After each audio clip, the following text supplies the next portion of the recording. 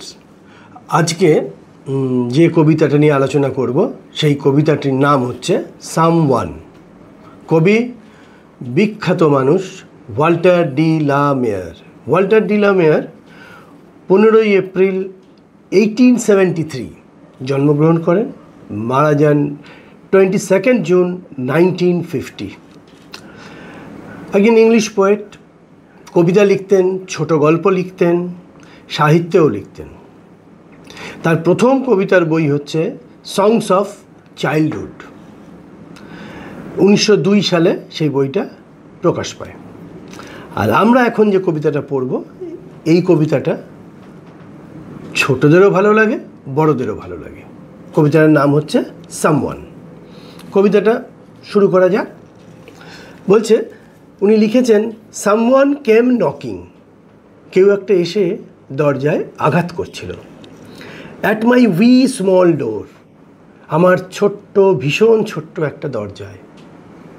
তার মানে তিনি একটি ঘরের মধ্যে আছেন, ঘরেরই দরজা হয়, দরজায় কেউ একটা আঘাত করছে এবং দরজাটা ভীষণ ভীষণ ছোট। এটা তিনি দুবার উই স্মল ডোর বলেছেন, মানে দরজাটা কত ছোট এটা বোঝানোর জন্য। সামওয়ান কেম নকিং, আবার প্রথম লাইন এবং তৃতীয় লাইনটা একই লিখেছেন, কেউ একটা এসে তার দরজায় আঘাত করছে। I am sure sure sure, আমি নিশ্চিত নিশ্চিত নিশ্চিত। আবার তিনি জোর দেওয়ার জন্য এই রিপিটেশনটা করেছেন, একে রিপিটেশন বলে। আবার একে অ্যালিটারেশনও বলে। 3টে এস, 3টে ইউ, 3টে আর, 3টে ই পরপর ব্যবহার করা হয়েছে। আই লিসেন্ড, আমি শুনেছিলাম। আই ওপেন্ড, আমি দরজাটা খুলেছিলাম। কবি নিজেই বলছেন, কবি বা ন্যারেটার যিনি, তিনি বলছেন। I looked to left and right, আমি তাকিয়েছিলাম। দরজা খুলে আমরা যেন বাইরের দিকে দেখি, উনিও দেখেছিলেন। কোন দিকে দেখেছিলেন? ডান দিকে দেখেছিলেন, বাঁ দিকে দেখেছিলেন, আর দরজা খুলে তো সামনেটা দেখেইছিলেন। But not there was staring, কিন্তু সেখানে কোনো কম্পন ছিল না, কিছুই ছিল না, কোনো রকম কম্পন বা কোনো নড়াচড়া, কিন্তু কোনো কিছুই তিনি দেখেননি, অনুভবও করেননি। In the still dark night, দরজাটা খোলার পরে আমরা জানতে পারলাম রাতটা নিস্তব্ধ ছিল এবং অন্ধকার ছিল।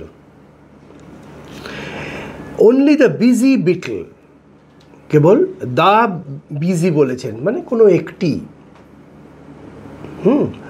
কারণ বিটলস তিনি বলেননি, সেখানে সে ব্যস্ত হয়ে ঘোরাঘুরি করছিল।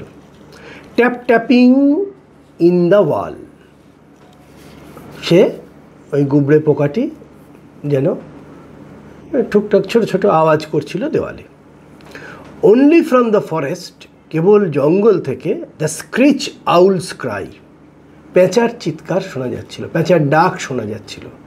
এমনি স্ক্রিচ মানে তো পেঁচার ডাকের ইংলিশ নয়, পেঁচার ডাকের ইংলিশ আমরা জানি হুট, কিন্তু ওয়াল্টার ডি লা মেয়ার এখানে স্ক্রিচ কথাটা ব্যবহার করেছেন।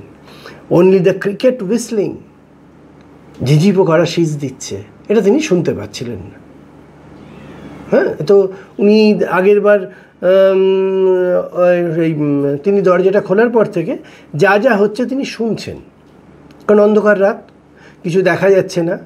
ওয়াইল দ্য ডিউ ড্রপস ফল, যখন শিশির পড়ছিল, এই ঘটনাগুলো ঘটছিল দরজা খোলার পর। উনি যা যা দেখছেন বা দরজায় আঘাত নক করার পর থেকে যা যা ঘটছেন, সেই সময় শিশির কিন্তু পড়ছিল। So I know not who came knocking, আমি কিন্তু জানি না কে এসে আমার দরজায় আঘাত করছিল।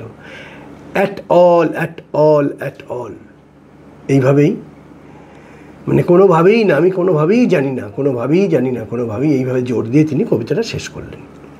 এই কবিতাটা, এইটা হচ্ছে কবিতাটা লাইন বাই লাইন মানে, এবং কবি খুব সহজ ভাষায় কবিতাটা লিখেছেন, কিন্তু কিছু অন্তর্নিহিত মানে তো থেকেই যায় যে কোনো কবিতার। এই কবিতারও সেরকম কিছু অন্তর্নিহিত মানে রয়েছে। কবিতাটা 16 লাইনের কবিতা এবং কবিতাটা লেখা হচ্ছে স্ল্যান্ট রাইমে। স্ল্যান্ট রাইম হচ্ছে, এটা 16 লাইনের কবিতা, 4টে কোয়াট্রান। এবং স্ল্যান্ট রাইমে যেটা করা হয়, প্রথম লাইন, প্রথম স্তবকটা যদি আমরা ধরি, সামওয়ান কেম নকিং, তার সঙ্গে সামওয়ান কেম নকিং, এ প্রথম লাইনের সঙ্গে তৃতীয় লাইনের মিল আছে। তারপর আবার at my we small door B, তার সঙ্গে I am sure, sure sure, এখানে এবি এবি, এটা একটা। তারপরেরগুলোতে I listened, I opened, I looked at the left right, A B, no but not there was a staring, C, A B C, আবার তারপরে ABC, তারপরে আবার B, এইভাবে ভাগ করে করে চলেছে। মানে প্রথম 3টে লাইন 3টে রাইমিং স্ট্রাকচার, তারপর আবার প্রথম 3টে লাইনের সঙ্গে একটা লাইনের শেষের মিল হয়। এটাকে বলে হচ্ছে স্ল্যান্ট রাইম। এই স্ল্যান্ট রাইমে তিনি এই কবিতা লিখেছেন। কবিতার বিষয়বস্তু খুব সহজ সরল। কবি একটা কেবিন বা ঘর এরকম জায়গায় তিনি রাত্রিবেলা ছিলেন, সেখানে দরজায় আঘাত শুনে তিনি দরজা খুলে কী কী দেখেছিলেন, কিছুই দেখতে পাননি, শুধু শুনেছিলেন, সেগুলো তিনি বর্ণনা করেছেন। এই কবিতায় একটা রহস্যময়তা আছে, একটা রহস্য বিষয় আছে। কারণ তিনি যে কেবিনে আছেন, যে ঘরে আছেন, সেই ঘরের দরজায় ঠক ঠক করে আওয়াজ হচ্ছে, কিন্তু দরজা খুলে তিনি কাউকে দেখতে পাচ্ছেন না, কিন্তু নানারকম আওয়াজ শুনছেন। এবং এটার ঘটেছে মধ্যরাতে, এবং একটা ড্রামাটিক অ্যাকশন, একটা নাটকীয়তা আছে। আমরা যখন প্রথম শুনলাম কেউ দরজায় ঠকঠক করছে, আমরা ভেবেছিলাম দরজা খুলে কাউকে দেখতে পাবে, কিন্তু পাঠকদের তিনি নিরাশ করেন। পাঠকরা আমরা দরজা খোলার পর কাউকেই দেখতে পাই না। এবং কবিকে তো বিস্মিত করেছে, আমরাও বিস্মিত হয়েছি। এবং এই যে ছোট্ট একটি ঘর, মাঝ রাত, এবং আওয়াজ, এই ধরনের আওয়াজগুলোকে বলা হয় অনোমোটোপোইক ওয়ার্ডস, শব্দ বোঝানো হয় যেসব ওয়ার্ড দিয়ে। তাহলে এখানে আমরা মূলত কী কী পাই? সলিচুড পাই, একাকিত্ব পাই, মিস্ট্রি, রহস্য পাই, এবং একটা আনক্যানি, একটা ভৌতিক বিষয়ও আছে। কারণ কেউ নেই, ঠকঠক করছে আমাদের মনে। যারা ভূত বিশ্বাস করি, ভূতের গল্প ভালোবাসি, তারা কিন্তু একটা ভৌতিক গন্ধও এখানে পাচ্ছি। এবং সহজ সরল স্টাইল, একটা ড্রিম লাইক কোয়ালিটি আছে, একটা স্বপ্নের মতো।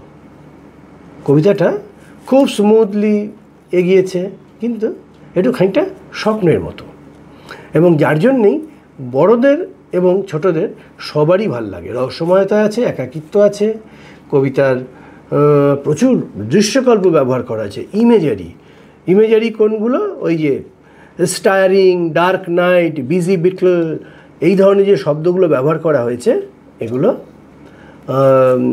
এর দৃশ্যকল্প, এই কল্পনা, এই যে দৃশ্যের কল্পনা করেছে এবং যে শব্দগুলোর মধ্যে দিয়ে প্রকাশ করেছে, সেগুলোকে ইমেজারি বলে। এরম কবিতা কিন্তু, এরম একটা বিখ্যাত কবিতা ওয়াল্টার ডিলামিয়ারে আছে, লিসনার্স বলে।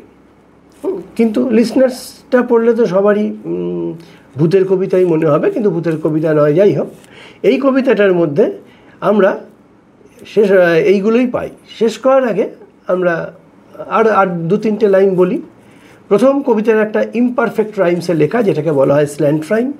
কবিতাটার মধ্যে একাকিত্ব আছে, কবিতাটার মধ্যে রহস্যময়তা আছে, কবিতার মধ্যে ভৌতিক বিষয় আছে।